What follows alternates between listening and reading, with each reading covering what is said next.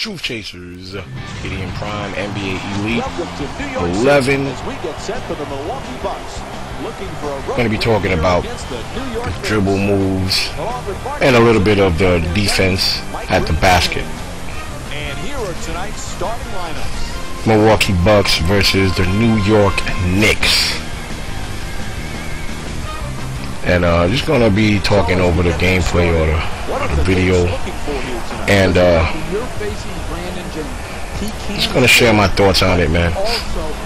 And one of the first things that I'm concerned about is this jump ball and how Amari Stoudemire jumped. He didn't look too, you know, too interested in getting that jump ball at all. I mean, maybe it might have been the user's fault, because it does seem like two people are playing the game in this video, and maybe the user didn't press up on the right stick fast enough. But definitely a point of concern. You want to definitely have Amari Stoudemire jumping in this game, because that's what he does. He jumps high, but not only does he jump high, he jumps fast, and that has to be replicated in gameplay. But anyway,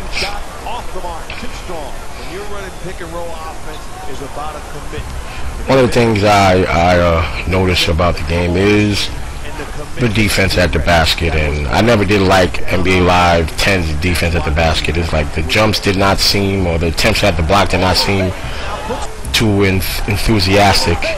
As you see Amari Stoudemire right there, he just jumped straight up, and he didn't seem like he was that interested in getting the block. I mean, even Gallinari, even though he had a running start, he definitely got up higher and he made a better attempt at the shot block. Look at him. You know? You see? So this is like, you know, it's my point of concern right there. And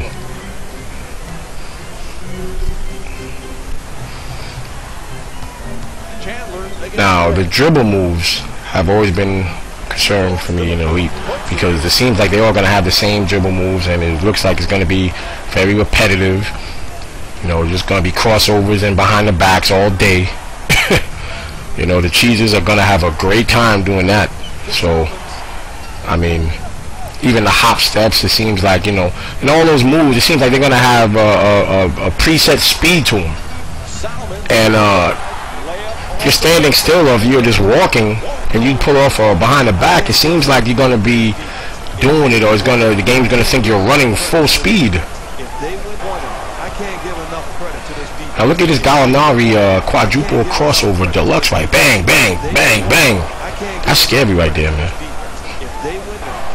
Look at this. This is an impersonation of hot sauce right there, man. If he could do that, this is Gallinari, man. He ain't got handled like that.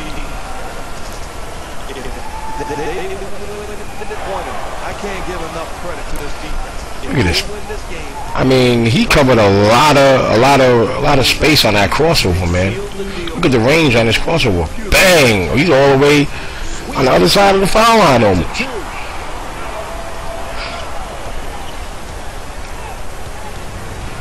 So, you know, that right there is scary to me. A little bit scary. The dribble moves.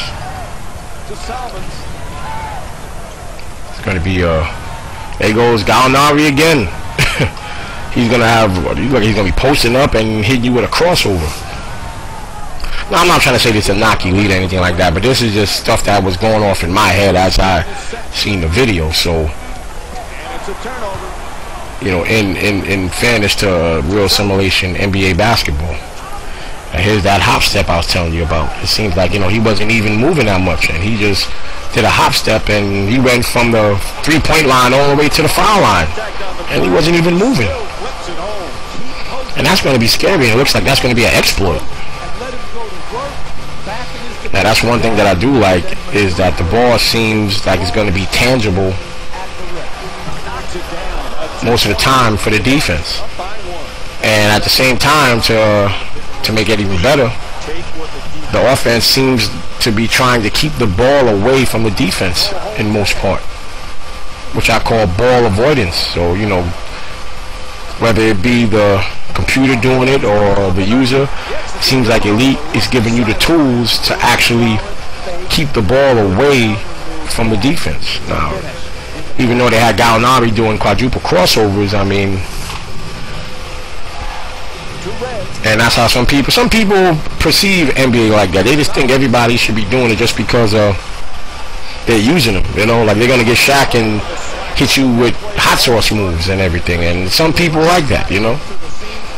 And they need to, you know, me as a simulation guy, they don't, you know, I hope they kind of curb that. And that Gallinari showing of dribble, his little dribbling showcase right there previously wasn't too nice to see if you are a simulation guy, you know. I mean, this game is also coming with NBA Jam, so I mean, I guess they want to, you know, let people know like, hey, this is fake ball and this is real ball. So I like that right there. That was good defense. That was good defense of the passing lanes, and I'm huge of that.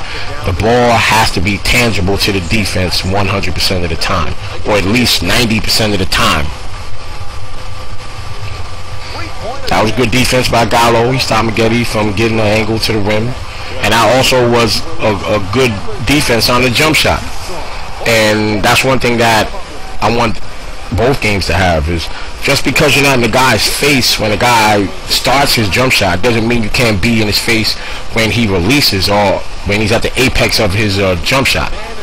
And NBA 2K10, you know, and all the 2K games is like you can just pull up right in their face, and that's one thing I always hated. This video is about to be, you know, come to its conclusion, and this is my thoughts on NBA Elite 11 dribble moves. And I hope y'all like the game and leave thoughts in the comments. Truth Chasers 1.